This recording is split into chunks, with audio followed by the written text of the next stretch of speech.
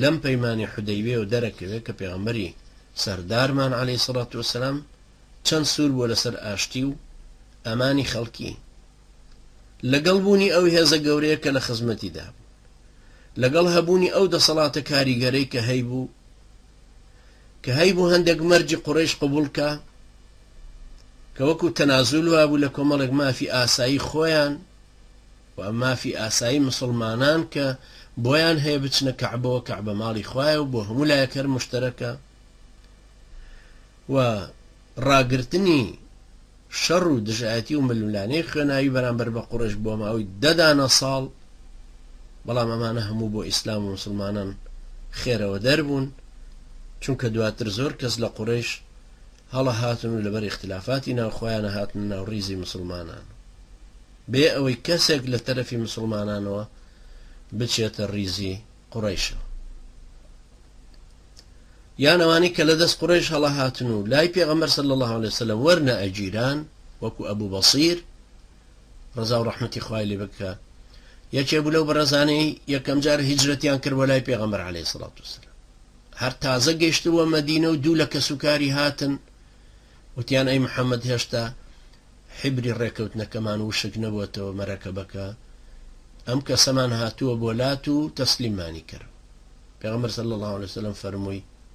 بڕۆ تەسلیمیان بەروتی، ئەی پێغەمبەری خوا من تەسلیم بەو کافرانە ئەکەیتەوە بمکوژن. پێغەمبەر صلی الله علیه وسلم فەرمووی سيجعل الله لك مخرجا، خوای پەروەردگار دەروازەیەکت بۆ کاتۆ قوتاربی. لە ڕێگا کە گەڕایەوە لەگەڵیانە ئەوان دەست و پێیان بەستە بوو یان دەستیان بەستە بوو بە پێ ئەهاتەوە لەگەڵیانە، دوای فرسەتی لێ هێنان و یەکیانی کوشت و ئەوی تریش هەڵات لە ترسا شمشێری ئەم کابرایی هەڵگرت و ڕۆژ بۆ کەناری دەریای سوور، لەوێ وەکو مەفرەزەی لێ هات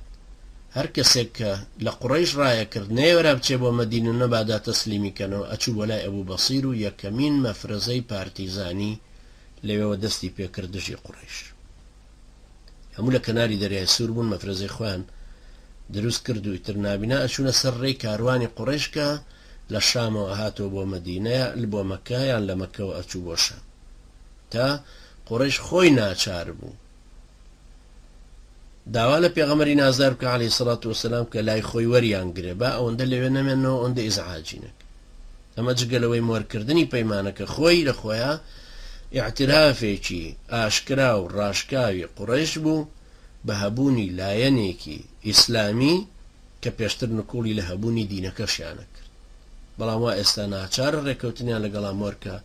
ئەمەش دەستکەوتێکی سیاسی گەورە و گرنگ بوو بۆ پێغەمبەری نازدار عەلەیهی سەڵات وەسەلام و بۆ مسلمانان بە تایبەتی لە مەدینە و لە هەموو ئەترافی مەدینە و بە تایبەتی تریش بەرامبەر بە جوولەکەکە.